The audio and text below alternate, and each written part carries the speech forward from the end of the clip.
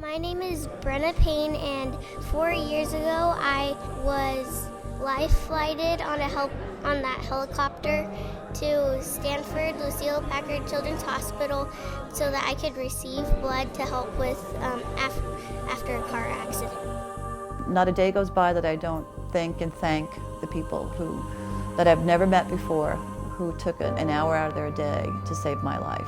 But I also required over 100 units of blood products, and it's people like you that donate routinely that help me stay alive and help others stay alive.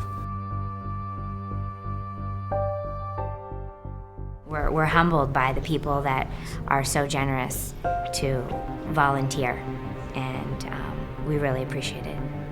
And in the process of my 3 months in the hospital, I received 987 units of blood products from donors, none of whom I knew, none of whom we solicited. It was just there when I needed it.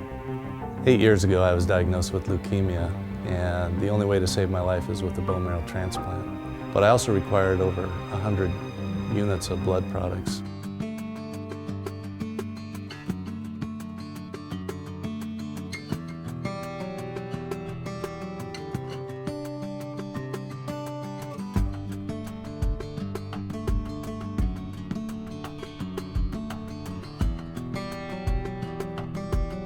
The Blood Center was created some 30 years ago to address significant needs at Stanford, the most significant of which was a shortage of blood supply to the hospital. Stanford has an enormous need for blood, much more than virtually any other hospital in the state.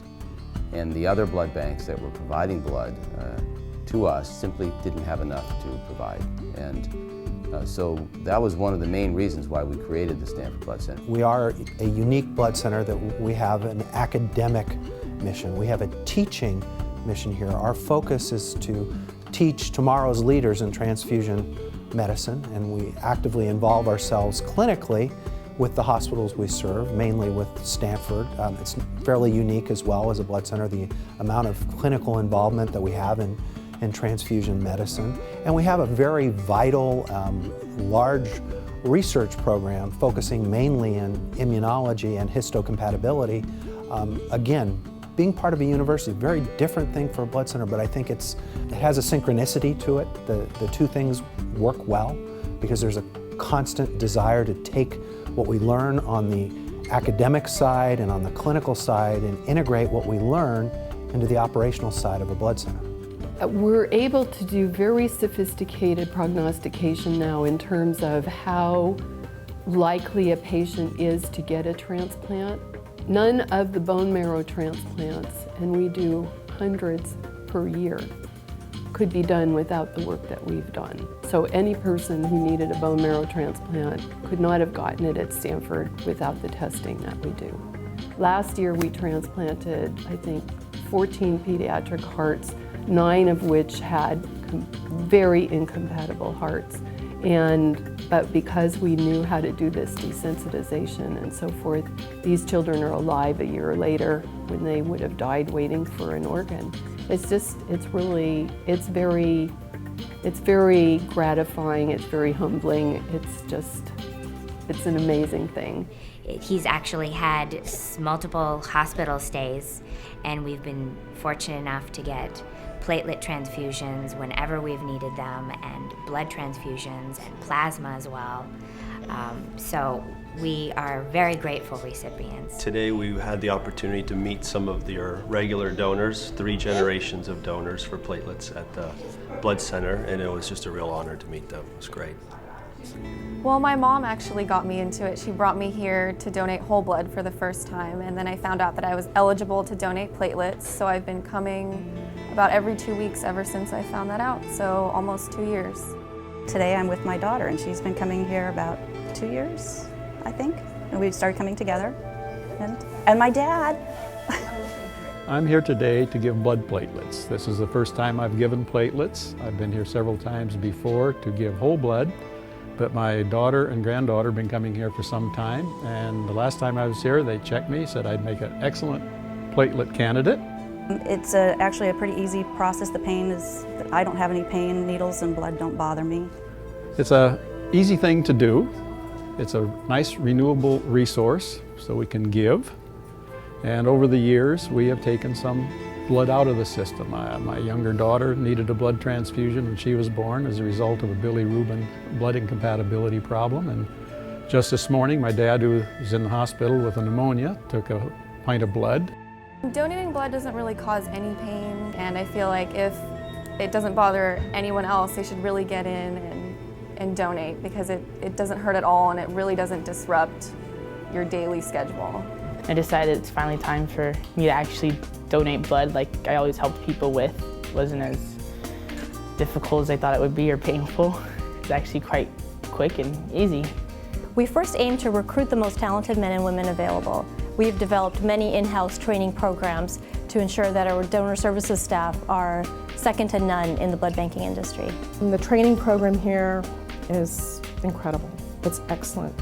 We train these people to do medical histories and to do phlebotomies, and it's wonderful to take these people and give them the skills to do this. I believe the staff, and especially the nursing staff, is phenomenal.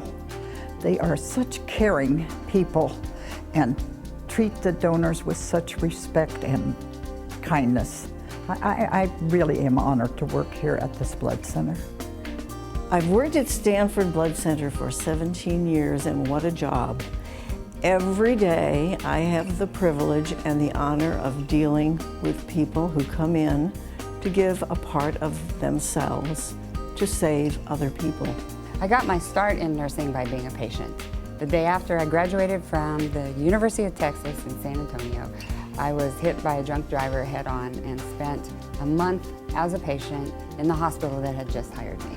I came out of retirement twice for the Stanford Blood Center because it is an amazing feeling facilitating our donors' gift of their blood to be received by patients that they will never meet. What we do is we get our people involved in them. So by having the blood drives on campus, people come. And what we find is that most people these days have somebody, or they know somebody that's involved in a medical challenge, you know, whether it's dealing with cancer or something like that. So when we bring something like the blood drive, which is so simple, that people just come out and they really want to give, and the people at VMware are very passionate about being involved in giving. So for me as a coordinator, it's so easy to work with the Stanford Blood Bank. This is something we do. We give back to the community, and we wanted to come up here and thank everyone for what they're doing. They're helping out a lot of people in the world. I was actually a recipient of blood from Stanford Hospital. I was diagnosed by the Sharks doctor at 1 year old, and I feel really passionate. I've been an advocate for people to donate blood because Stanford Hospital ended up saving my life for for having blood donors. While Kelly was in high school, in charge of it herself, we brought the Stanford Blood Drive to Washington High campus, and we do 3 blood drives every year for the past 6 years.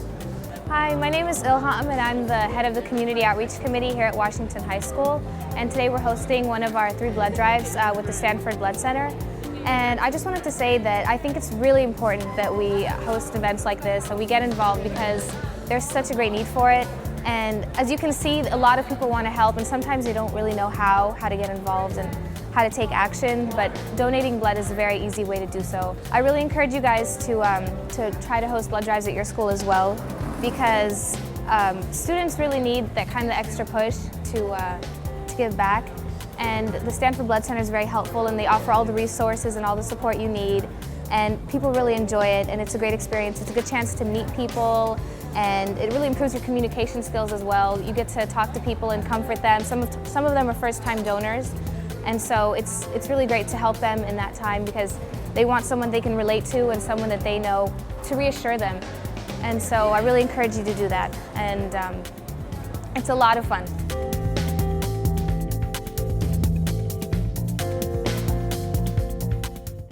Hi, I'm Roberta Gonzalez from CBS 5 TV and Stanford Blood Center. It was a few years ago I challenged myself to meet my fears head on. So what did I do? I signed up for a full Ironman. Yeah, it's true. You know, an Ironman consists of a 2.4-mile swim, followed by a 112-mile bike ride, followed by a 26.2-mile marathon. It's true. All of that in one day. It's crazy. But guess what? I completed my very first Ironman. So here I am now, and I just completed my 5th full Ironman. So what I want to do now is throw the challenge on out to you.